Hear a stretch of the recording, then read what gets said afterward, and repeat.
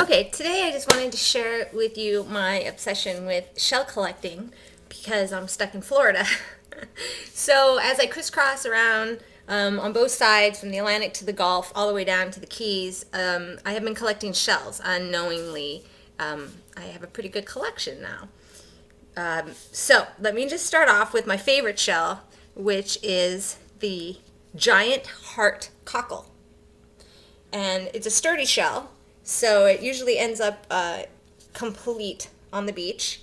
And it got its name because from the side it's supposed to resemble a heart, although I do not see the resemblance whatsoever. Florida is actually known for its pear whelks, or whelks of all kind. You're familiar with conchs. Well, whelks are smaller versions. The pear whelk gets 3 to 5 inches, and this is a beautiful specimen here because of the lightning streaks. It makes it one of the most desirable, I believe. And guess who found this? Cosabella. Yes, Cosabella found this. Ask me and I will tell you how. Very interesting. I am left-handed, and there is only one shell in all of Florida that is actually left-handed, so to speak. It's called a lightning whelk, and this is it.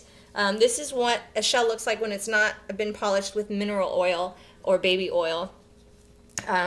This is only grows to be 2 to 5 inches, and it basically, when you hold the whelks down from the bottom, whichever side invites your hand in is what it is. So this is a left-handed shell. Very, very cool. Very cool. Isn't that awesome? God's variety. Like 10% of the population is left-handed, 10% of the shell population. Just one. Okay. So my big find the other day on St. George, which is in the Gulf, and actually is kind of exciting because it turns out the stones that you find in the Gulf are 20 million years old. 20 million. Whereas if you go to the Atlantic side, there's something called the Anastasia Shelf, and it's just a couple 100,000 years old. So you're actually finding older specimens, fossils, in the Gulf. Anyways, this is a murex, an apple murex. Its top is missing, but nevertheless, very exciting find. Spiny jewel boxes. Very cool. Normally they look like this, where you can see this is what one looks like after it's been abandoned. It's a bivalve, and which means it has 2 pieces. And look at that. Look at the spiny. That means it hasn't been worn down and very, very desirable. Then this is a really cool shell. This is called the prickly cockle, and it's named from these prickly little edges. And it just talks about it having cup-like scales. But like I said, most time you find them, they're beach-worn, so this is a very good specimen. Love scallops. Love them, okay? Interesting enough, most shells only get their color from decades on the beach. So, for instance, these scallops are probably black. I can't be certain because some species may be black, because they were in a black mineral-rich soil for a long time, okay? Of all the scallops, my favorite, the calico scallop. Okay, is this exciting or what? Beautiful. Calico scallop grows 1 inch to 2.5 inches. Therefore, this is a miniature and desirable by collectors. I don't know what this is. It's obviously a gastropod, which means stomach-footed. It's beautiful. Beautiful. You see the spirals along here? Look at this one, okay? Let's see the difference. Beautiful, right? That many designers and artists from back in the day got their shapes by studying shells, which totally makes sense, right? Look at this, very delicate. This is some type of tulip shell. Look at that, beautiful, beautiful.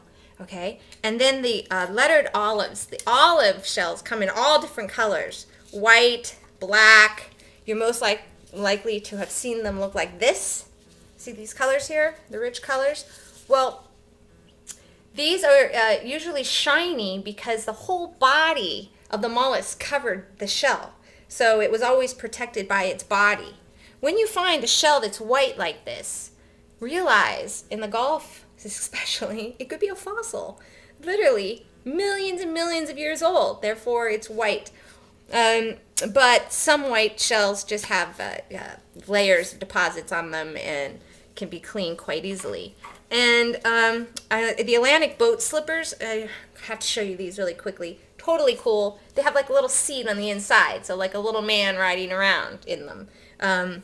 They come in a variety of colors, as you can see, right? Just get that. Look at that. The little seat on the inside, like a little boat. Very, very cool. Of course, on the beach, you'll find pieces of coral and places where little animals used to live. But I just wanted to end with something very interesting to me. It's basically shell wars, and it's bivalves and the gastropods eating each other, and you can tell what ate a shell that you find on the beach by the type of hole that's bored into it. Holes that are straight on like this, that's a gastropod, and we can actually get very specific if you look at the lip. It is a very thick lip, so that means a snail type creature ate it, according to my books. And you see this little side, looks like a bean? That is a bivalve eating a bivalve.